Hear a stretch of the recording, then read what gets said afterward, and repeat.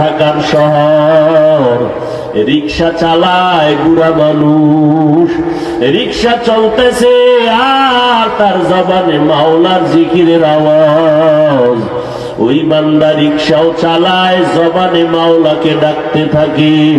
আজান হয়ে গেলে বান্দা রিক্সা বন্ধ করে মসজিদে ঢুকিয়া যায়। এরে আল্লাহর বান্দারা, তুমি কেন পারবা না? ও বৃদ্ধ বাবাজিরা, আপনার মতো কত বুড়া মানুষ হাতের মধ্যে লাঠি নিয়ে হলেও মসজিদে গিয়া 5 বেলার নামাজ পড়ে, আপনারা কেন পারবেন না? ও পর্দার আড়ালের মা বোনেরা, আপনাদের কপাল কত ভালো। এই স্টেজে অনেক ছাত্রদেরকে পাগড়ি দেওয়া হলে এরা কোরআনে হাফেজ। আজকে তাদের মা বাবার জীবনটা কতই সফল, কত ধন্য। এর পর্দার আড়ালের আম্মা জান, মনটা কি চায় না একজন আলেমের মা হইয়া কবরে যাবে, হাফেজে কোরআনের মা বাবা হয়ে কবরে যাবেন? ও আম্মা জানেরা, আপনাদের জিন্দেগি এত বরকতপূর্ণ। আপনারা যদিও নবী না, তবে সমস্ত নবীদের মা, সাহাবায়ে কেরামের মা, আউলিয়ায়ে কেরাম, আইম্মায়ে কেরামদের মা।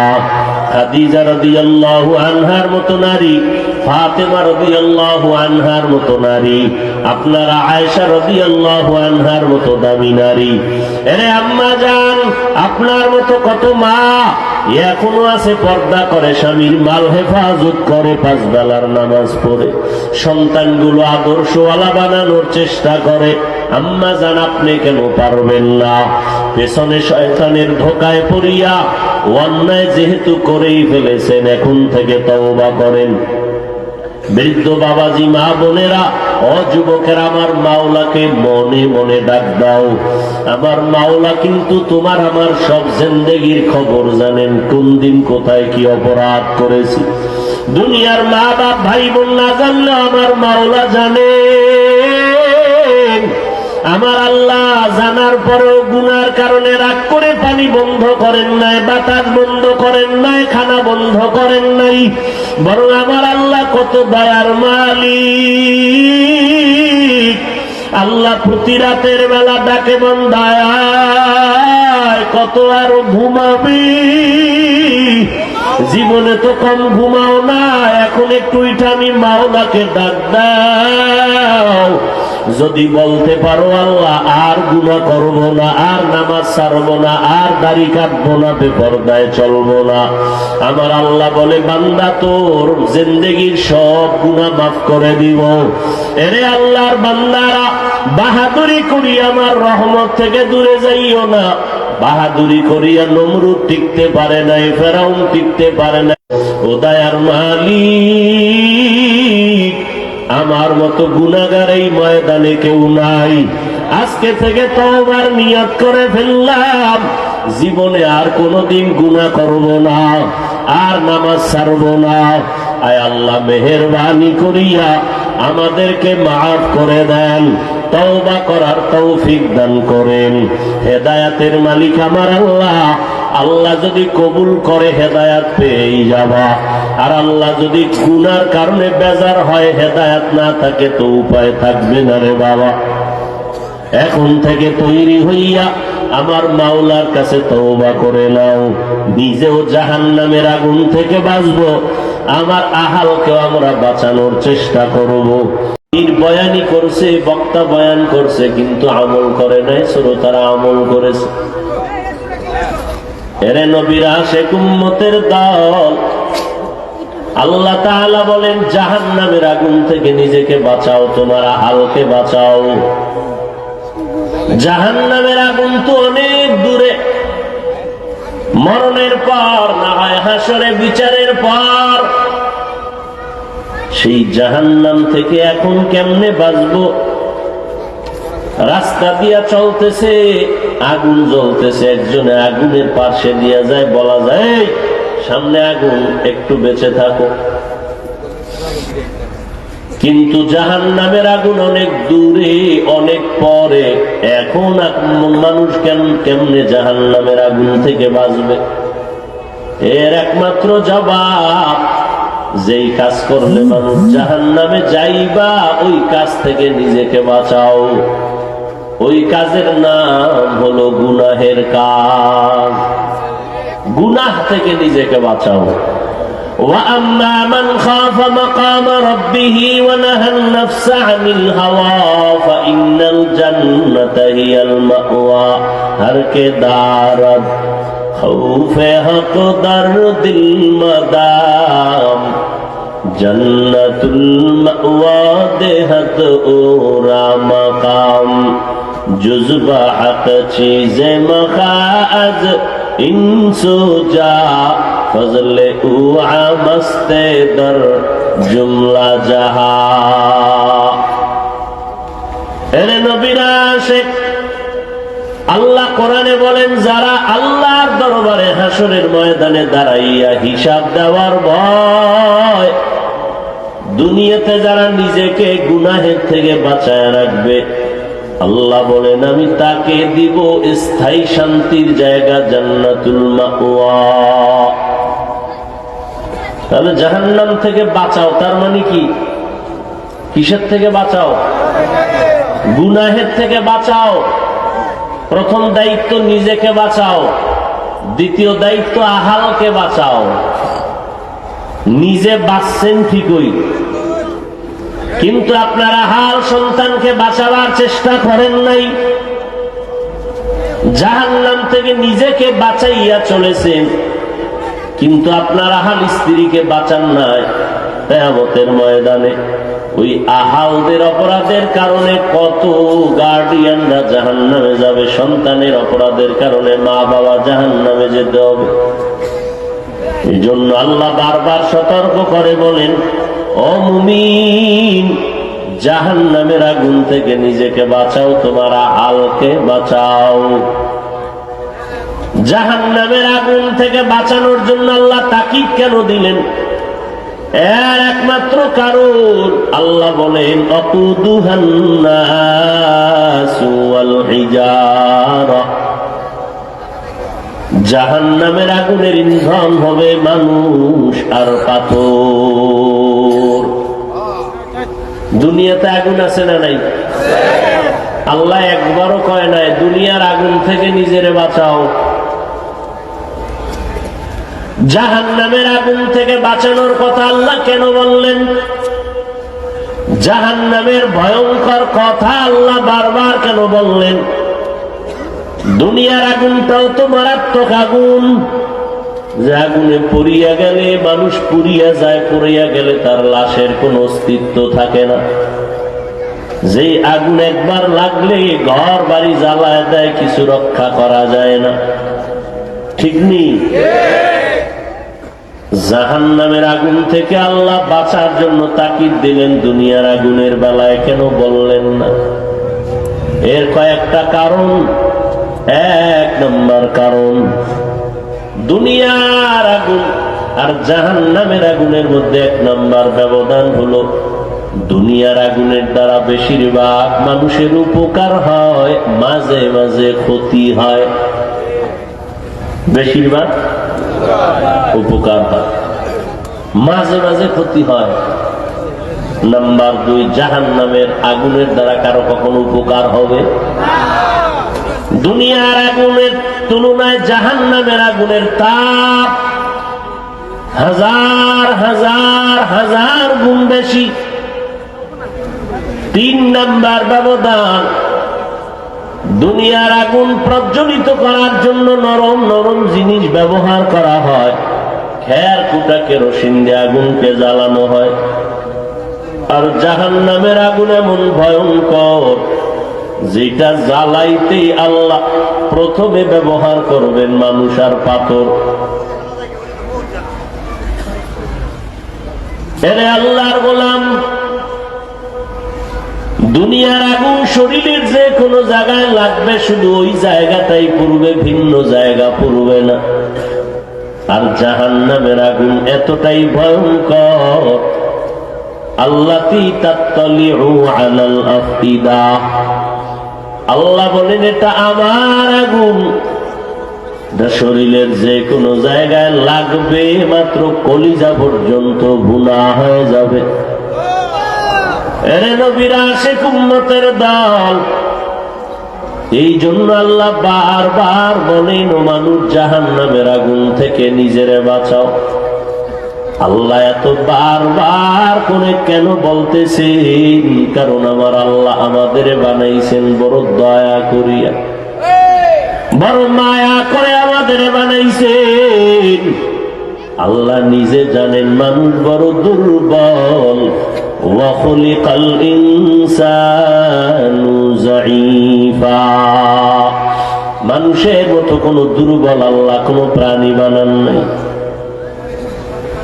আল্লাহ ভালো করে জানেন, আল্লাহ বড় আদর করে আমাদের বানাইছেন।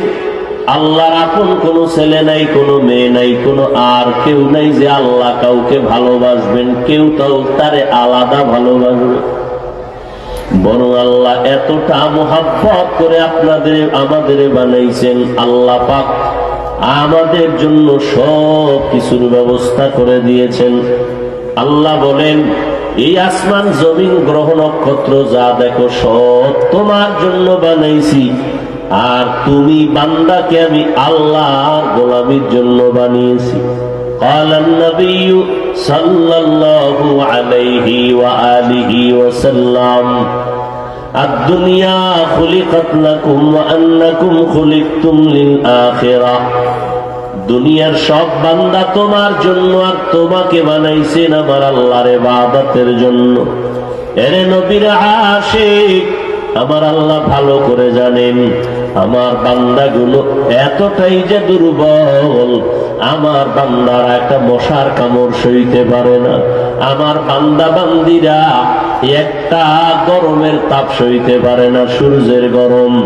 ফ্যান ছাড়া ঘুমাইতে পারে না, মশারি ছাড়া আমার গোলামরা ঘুমাইতে পারে না। আমার বান্দারা একটা বেতের বাড়ি সইতে পারে না। এই বান্দাগুলো যদি গুনাহ নিয়ে কবরে যায়, এই বান্দাগুলো কেমনে মাটির চাপ সহ্য করবে, জাহান্নামের আগুনের গরম কেমনে সহ্য করবে? এজন্য আল্লাহ পাক শুধু সতর্কই করেন নাই, আল্লাহ কোরআনের মধ্যে আয়াত দিয়ে দিয়া আবার নবী লাগায় দিছেন। উম্মতের পেছনে পেছনে বারবার দৌড়াইতে থাকেন আর বলতে থাকেন, ফেরো জাহান্নাম থেকে ফেরো। নবীদের নবুয়তের দরজা যখন বন্ধ হয়ে গেল, আল্লাহর পক্ষ থেকে দায়িত্ব চলে আসলো। নবীর পরে যারা সাহাবায়ে কেরাম, তারা উম্মতের পিছনে দৌড়াও। তুমি উম্মতের নিয়ে ফিকির করো, তোমার যা প্রয়োজন আমি আল্লাহ ব্যবস্থা করে দিব। উম্মতের পিছনে দৌড়াও, উম্মতেরা যেন শয়তানের সাথে তাল মিলায় জাহান্নামে না যায়। কারণ জাহান্নামের আগুন এমন ভয়ঙ্কর আগুন, একটা সেকেন্ডের জন্য বান্দা জাহান্নামের আগুন সহ্য করতে পারবে না। দুনিয়ার সূর্যের গরম সইতে পারে না আমার গোলামেরা, কতটা দুর্বল। আমার বান্দাগুলো একটা মশার কামড় সইতে পারে না, জাহান্নামের আগুন কেমনে সহ্য করবে? ও আল্লাহর বান্দারা, যাও নবীর পরবর্তী সাহাবায়ে কেরাম দৌড়াও। তারা দৌড়াইলেন। সাহাবায়ে কেরাম বলে গেলেন, আমি যদি মরিয়া যাই তোমরা উম্মতের পিছনে ফিকির করিও, কারণ যে উম্মতের জন্য আমার নবী বড় আশিক। আমার নবী উম্মতের জন্য আসমানে জান্নায় জমিনে থাকলেন। আমার নবী উম্মতের জন্য জীবনভর কান্না করে কাটাইলেন। এর নবীর উম্মতের দাল আম্মা জান আয়েশা রাদিয়াল্লাহু তাআলা আনহা বলতেছেন, তাকায় দেখি রহমতের নবী আমার আর বিছানায় হুজরায়ও নাই। ভাবলাম নবী অন্য কোন বিবির ঘরে মনে হয় চলিয়া গেছেন নাকি। আমি একটু বের হইয়া তালাশ করার জন্য আমি খুঁজতে শুরু করলাম। কোন বিবির ঘরে নবীর কোন নমুনা পাই। জাহান্নামের আগুন থেকে বাঁচতে গেলে বাবা দুনিয়ায় তোমার লাভ, আখিরাতেও লাভ।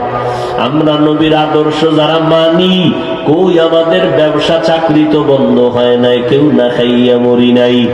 আল্লাহ রিজিকের মালিক, আল্লাহ পাক আমাদের খানারও আয়োজন করেছেন, সম্মানেরও আয়োজন করেছেন। এরে নবীর উম্মতের দল, যারা নবীর সুন্নত জবাই করিয়া শুধু দুনিয়া দুনিয়া দুনিয়া জিকির করে, ওরা দুনিয়াও পায় নাই, আখিরাতেও কিছু পাবে না। এরে নবীর উম্মতের দল, এই জন্য জাহান্নামের আগুন থেকে নিজেকে বাঁচাবার জন্য আল্লাহ বারবার বলেন, নবীদের দিয়া বলাইলেন।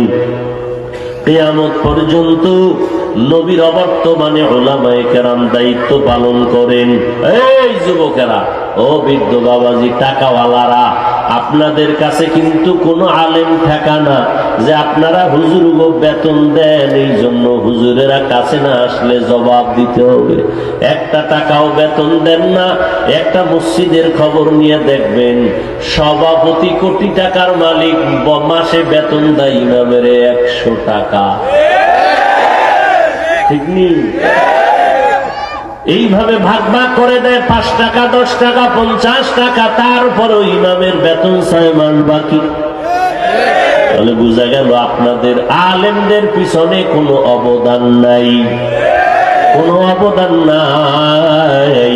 আপনারা কিছুই দেন না, বরং আলেমরা আপনাদের পায়ে ধইরা ধইরা 12 মাস বুঝাইতে থাকে। তাবলীগওয়ালারা দৌড়ায়, পীর সাহেবরা দৌড়ায়, আলেমরা দৌড়ায়, জুমার দিন ইমাম খতিবরা আপনাদের পেছনে মেহনত করে মানুষের বুঝায়। কিন্তু ভাইরা আমার, ভালো করে বুঝেন, আপনারা এর বিনিময়ে একটা টাকাও দেন না, বরং বিরোধিতা করতে করতে করতে করতে জীবন কাটায় দিলেন। সুযোগ পাইলে ফেসবুকে বিরুদ্ধে লেখেন, সুযোগ পাইলে মাইক লইয়া বলেন, চায়ের দোকানে শুধু বদনাম। এই লেখতে লেখতে কেউ দেওবন্দীদের বিরুদ্ধে, সুযোগ পেলে চরমনার বিরুদ্ধে, সুযোগ পেলে আল্লাহওয়ালাদের বিরুদ্ধে, এইভাবে কওমির বিরুদ্ধে, আলেম ওলামাদের বিরুদ্ধে বলতেই থাকেন, গালাগালিও করতে থাকেন। কত বাজে কথা যে আপনারা বলেন, আমরা দূরে বয়া সব শুনি। শোনার পরেও কিন্তু একজন আলেম আপনার জন্য বরদোয়া করে নাই, খারাপ কিছু বলে নাই, বরং সামনে হাজির হয়ে হাসি মুখে সালাম দিলেন, আর আপনার বুকের সাথে বুকটা লাগাইছেন। কারণ আপনার ভিতরে আল্লাহর দেওয়া এত বরকত আছে, বিড়ি টানার কারণে ওই বরকত গুলো মনে হয় যেন আলেমদের সিনার মধ্যে যাবে। এই জন্য বুঝি আলেমরা আপনাদের বুকে বুক লাগায়।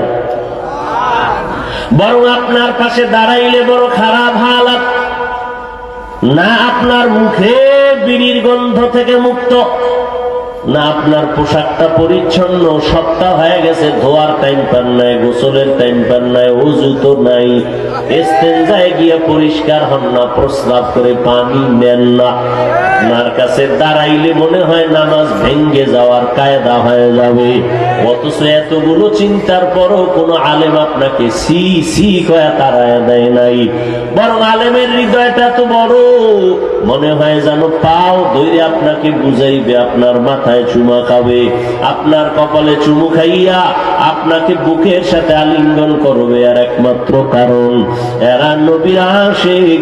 আমার নবী উম্মতের যেমন আশিক, ওই নবীর বন্ধু উলামায়ে কেরাম উম্মতের বড় আশিক। রাত নাই দিন নাই, একটা ইমাম আপনার মসজিদে ইমামতি করে, ছোট একটা রুম দিছেন থাকার জন্য, বাটিতে টিফিন বক্সে ফিরে খানা দেন। ইমাম সাহেব স্বাধীনভাবে ঘুরতে পারে না। এক ওয়াক্ত নামাজ যদি ইমাম পড়াইতে না পারে, ওরে থাক ক্লাসের কত রিক্সার ড্রাইভার হয়েছে ইমামের জিজ্ঞাসাবাদ শুরু করে দেয়, মনে হয় যেন রিমান্ডের সামনে ইমাম দাঁড়ানো। এরকম বেয়াদব আছে না নাই? ইমাম ছুটি নিতে হলে সভাপতির লিখিত সাইন লাগবে, ইমামের ছুটি নেওয়ার জন্য সেক্রেটারির সাইন লাগবে। সভাপতির তো কোনোদিন ছুটি নেওয়ার জন্য কোনো চিন্তা নাই। অথচ ইমাম শীত নাই গরম নাই ফজরের নামাজে হাজির, আজান দিল, আর পার্শ্বে ঘরে সভাপতি গিয়া নামাজও পড়ে না। আছে না নাই? তাহলে আলেমদের অবদান আপনারা কেমনে পরিশোধ করবেন? এই আলেমদের অবদান কিভাবে পরিশোধ করবে? এরপরও কিন্তু কোন আলেম বেজার না, কেউ আপনাদেরকে খারাপ বলে না, অন্তর দিয়া কলিজা দিয়া দোয়া করে। কারো জন্য বরদোয়াও করে না। এরে আল্লাহর গোলাম, আল্লাহর কাছে আবার এই ঘুম নাই, শুধু উম্মতের পিছনে দৌড়াইলেন। ওদিকে মা হারা, দুনিয়াতে এসে একবার আব্বা বলে ডাক দিতে পারেন না আমার নবী। 6 বছরে মা হারা অসহায়, 8 বছরে তার দাদা আব্দুল মুত্তালিবের নবী হারায় ফেললেন। আমার নবী সব হারানো, ওদিকে থাকার মতো ভালো ঘর নাই। আবার তার বংশের লোকেরা জানের দুশ্মন, সুযোগ খুঁজতেছে, পাইলে মুহাম্মদের জবাই করে ফেলবে। কিন্তু আমার মায়ার নবী রাত নাই, ঘুম নাই, নামাজে দাঁড়ায় দাঁড়ায় আমার নবী কান্না করেন। আম্মা জান আয়েশা রাদিয়াল্লাহু তাআলা আনহাকে সাহাবায়ে কেরাম প্রশ্ন করলেন, ও আম্মা জান, নবীর কাছে আপনার সময় বেশি কাটলো, অনেক ঘটনা নবীর আপনি দেখলেন, নবীর জীবনের একটা আশ্চর্য ঘটনা আমাদের শুনাইবেননি? আম্মা জান আয়েশা পাল্টা প্রশ্ন করলেন, ও সাহাবায়ে কেরাম, আমার নবীর আশ্চর্য না এমন কি ঘটনা আছে? নবীজির তো সব আশ্চর্য ধরনের ঘটনা, একটার ঘটনাও নাই যে ঘটনা আশ্চর্য না। তবে শোনো, আমি একটা ঘটনা অল্প সময় শুনাই। আম্মা জান আয়েশা রাদিয়াল্লাহু আনহা চোখের পানি ছেড়ে কাঁদলেন, নবী দুনিয়ায় নাই। আম্মা জান বলেন, একদিন রাতের বেলা এশার নামাজ পড়ে নবী আমার ঘরের মধ্যে আসলেন। আমার হুজুরে আসিয়া মায়ার নবী মুস্কি হেসে দিলেন। নবী আমার ঘরে আসছেন, কোনো বাতি নাই, নবীর চেহারাটাই হলো আমার ঘরের বাতি, আমার ঘরের আলো। কেমন মায়ার নবী, চিনলি না রে মুসলমানের দল? কেমন মায়ার নবী আমার, যেই নবীর শরীর মোবারকে মশা মাছি পড়া হারাম। কেমন মায়ার নবী আমার, যার ঘাম থেকে মেশকের ঘেরান পাওয়া যায়। কেমন মায়ার নবী আমার, যার সুন্দর চেহারা মোবারকের দিয়ে একটা নজর করলে পেটের ক্ষুধা নিবারণ হয়ে যায়। আম্মা জান আয়েশা বলেন, নবী আমার হুজরা এসে মুস্কি হাইসা কয়, ও হুমায়রা, আবু বকরের কন্যা, আজকে রাত্রের জন্য একটু আবার ছুটি দিবেননি, রুখসত দিবেননি? আম্মা জান আয়েশা বলেন, আমি ভাবলাম মনে হয় জানি নবী ভিন্ন কোন বিবির ঘরে যাবেন। আমি হাসতে হাসতে বললাম, রে পয়গম্বর, আপনি আমার কাছে অনুমতি চাইবেন, এতে আমি বড় লজ্জা পাই রে নবী। আপনার যখন যে জরুরতের দরকার চলে যাবেন, কারণ আপনি তো কোনদিন কোনো খারাপ দিকে রাস্তা পা বাড়াবেন না, আপনি তো কল্যাণেই কাজ করবেন। নবী আমার থেকে একটু সুযোগ নিয়া ভাবলাম ভিন্ন কোনো বিবির ঘরে যাবে, নবী কোনো বিবির ঘরে যান নাই। আমার হুজরার ভেতরে ছোট একটা জায়গা, নবী ওখানে নামাজে দাঁড়ায় গেলেন। নামাজের মধ্যে মায়ার নবী দাঁড়াইয়ে যে কান্নার আওয়াজ, কেউ নাই, আমার নবী একা। আর আমি আয়েশা ঘুমের বাহানা দিয়ে আমি অপেক্ষা করে দেখতেছি নবী কি করেন। নবী নামাজে দাঁড়ায় এত কাদাই যে কাঁদতেছে। একটা বাচ্চা মরিয়া গেলে মা এমন কাঁদে না, বাবা এমন কাঁদে না। কেন জানি নবী এত কাঁদতেছেন। আমি আয়েশা নজর দিয়া দেখি, নবীজির কান্নার চোখের ফোঁটাগুলো বেয়ে বেয়ে দাড়ি মোবারক ভিজিয়া গেল। নবীর বুকের জামাগুলো ভিজিয়া পানি টপ টপ করে পড়তেছে। এত দীর্ঘ টাইম নবীর কান্না, এত দীর্ঘ টাইম নামাজে দাঁড়ানো আমি আয়েশা আর দেখি নাই। নবী কাঁদতেছেন, কান্না করতেছেন, কান্না করতেছেন। দীর্ঘ সময় এক দাঁড়ানে নবী সময় কাটায় আর কোরআন তেলাওয়াত করেন। অনেক দীর্ঘ সময় কাটাইয়া নবী মাত্র প্রথম রাকাতের রুকুর মধ্যে চলে গেলেন। নবী রুকুতে যাইয়া আবার কান্নার আওয়াজ। নবী অঝোর দ্বারায় কান্না শুরু করলেন। নবী কান্না, এমন কান্না, রুকুর থেকে মাথা উঠান না, মনে হয় যেন নবী এই কান্না দিতেছেন, মনে হয় সে আর জীবনে বাঁচবে না, এটাই তার জীবনের শেষ নামাজ, এই মনে হয় যেন এইরকম কান্না করতেছে। দীর্ঘ টাইম রুকু করার পর নবী দাঁড়াইলেন, এরপরে সিজদায় চলে গেলেন। মাত্র প্রথম রাকাতের প্রথম সিজদায় নবী চলে গেলেন, এখনো দ্বিতীয় সিজদা নবী দেন নাই। ওই প্রথম সিজদায় গিয়া নবী এমন কান্না শুরু করলেন, এত পরিমাণ কান্না, নবীর কান্নায় মনে হয় যেন মাটি পর্যন্ত কেঁপে উঠতেছে। আমার নবীর কান্না মনে হয় যেন গাছের পাতার থেকে পানি ঝরতেছে, এমন কান্না। মাত্র প্রথম রাকাতের প্রথম সিজদা, এই কান্নার ভেতরে হঠাৎ ঘরের পেছন থেকে বেলালের আওয়াজ শুরু হয়ে গেল। বেলাল দেখে বলেন, ও পয়গম্বর, আপনি সজাগ হইছেননি? ফজরের সময় কিন্তু কাছাকাছি হয়ে গেছে। আমার নবী এখনো প্রথম রাকাতের প্রথম সিজদায়, দ্বিতীয় সিজদা নবী এখনো দেন নাই। বেলাল বলতেছে, ফজরের সময় নিকটে, ও নবী প্রস্তুতি গ্রহণ করবেন, আমি আজান দেওয়ার জন্য রেডি হয়ে গেছি, ফজরের আজানের জন্য। আমার নবী দীর্ঘ টাইম এক রাকাতের মাত্র প্রথম সিজদায় কাটাইলেন কান্না করে, এর মধ্যে ফজরের সময় কাছাকাছি চলে আসে। আম্মা জান আয়েশা কান্না করেন, ও সাহাবায়ে কেরাম, আমার নবীর আশ্চর্য, কি শুনতে চাও রে সাহাবারা? আমার নবীর কান্না এত কঠিন, আমার নবী উম্মতের জন্য কম কাদা কাঁদলেন না। আবার ওই মক্কার বেঈমানেরা আমার নবীরে তো আবার দুঃখ দিয়া কম কাদায় নাই। ওহুদের ময়দানে নবীর কান্নার আওয়াজ, নবীর মাথার ভিতরে লোহার কড়া ঢুকিয়া গেল, রক্ত পড়িয়া জুতা পর্যন্ত নবীর আটকায় গেল। তায়েফের ময়দানে ওখানেও কান্নার আওয়াজ, কাফের বেঈমানের সন্তানগুলো পাথর মেরে নবীর শরীর থেকে রক্ত ঝরাইতেছে। এরে নবীর উম্মতের দল, মায়ার নবীর শরীর মোবারকে যে মশা মাছি পড়া হারাম, ওই নবীর শরীরে পাথরের আঘাতে রক্ত করে জুতা আটকায় গেল।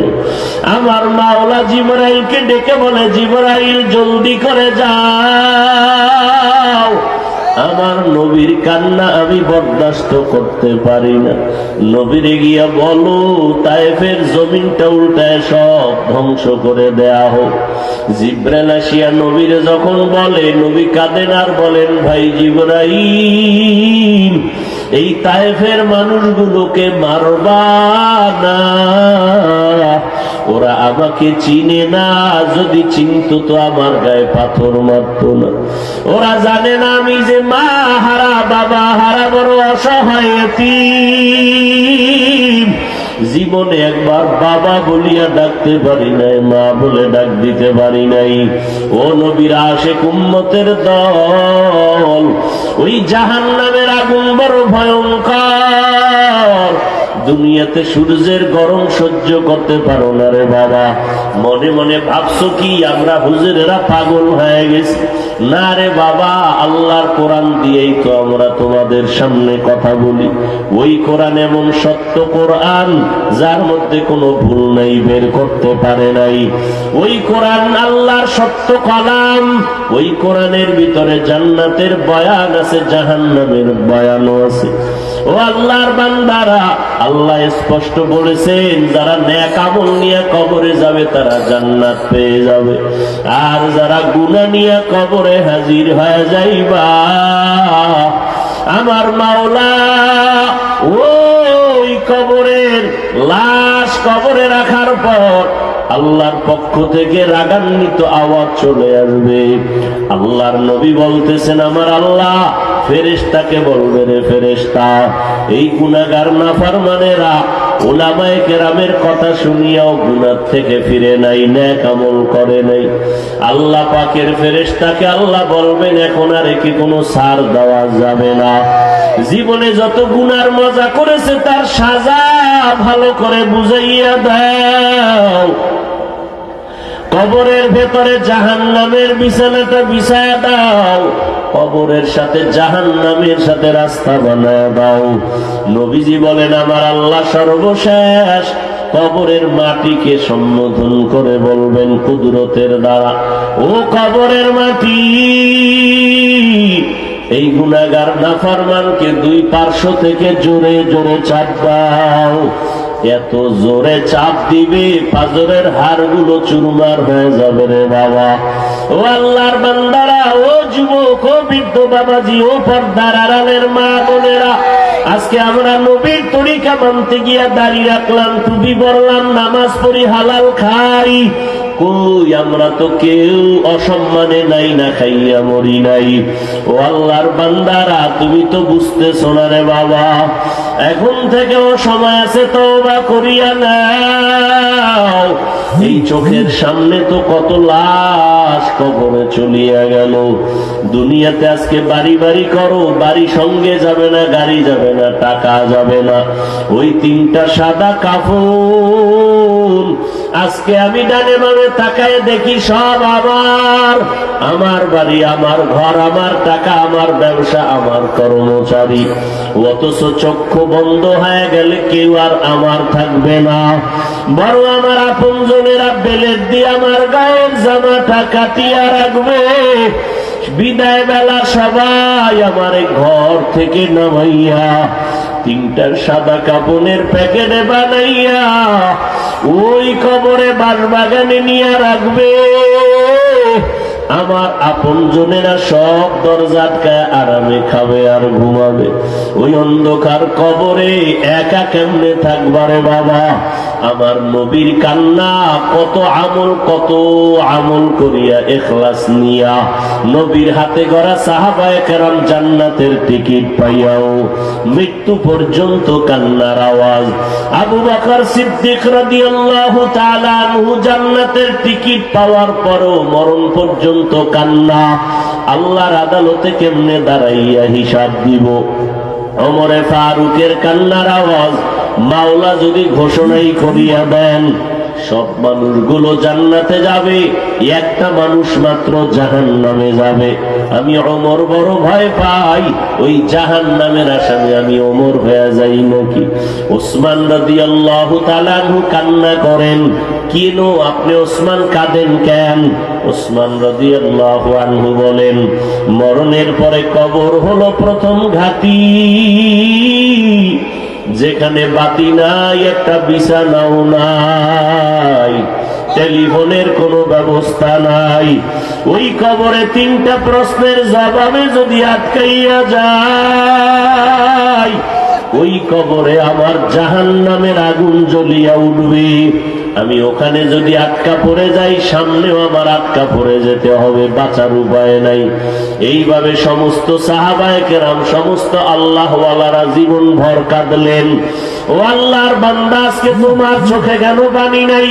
আল্লাহর নবী বলেন, জাহান্নামের কথা যদি শুনো, দুই ফোঁটা চোখের পানি ছেড়ে আল্লাহকে ডাকো, আর আল্লাহকে বলিও, দয়ার মালিক, আমি সৃষ্টিগতভাবে বড় দুর্বল, এমনিই তো গরম সইতে পারি না, আয় আল্লাহ মশার কামড় সইতে পারি না, একটা বেতের বাড়ি সইতে পারি না।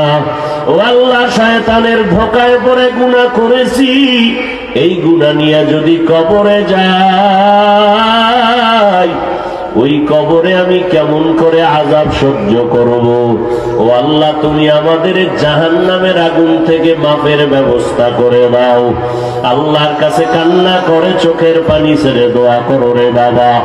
স্কুলে পড়ো, কলেজে পড়ো, বাধা নাই, চাকরি করো, ব্যবসা করো, বাধা নাই, পাঁচ বেলার নামাজ পড়ো, মা বাবার দোয়া নিয়ে চলো, উলামায়ে কেরামের পরামর্শ নিয়ে চলো। মা বাবার দোয়া নিতে পারলেই সফলতা চলে আসবে।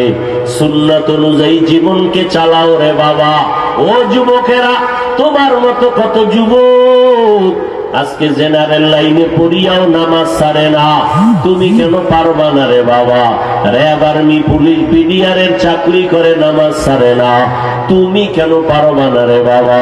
তোমার মতো সন্তান রাস্তায় গাড়ি চালায় নামাজ ছাড়ে না, তুমি কেন পারো না? তোমার মতো সন্তান নদীর মধ্যে মাছ ধরিয়াও মাওলারে ভুলে না, নামাজ ছাড়ে না। ওরে একদিন দেখি এক আল্লাহর বান্দা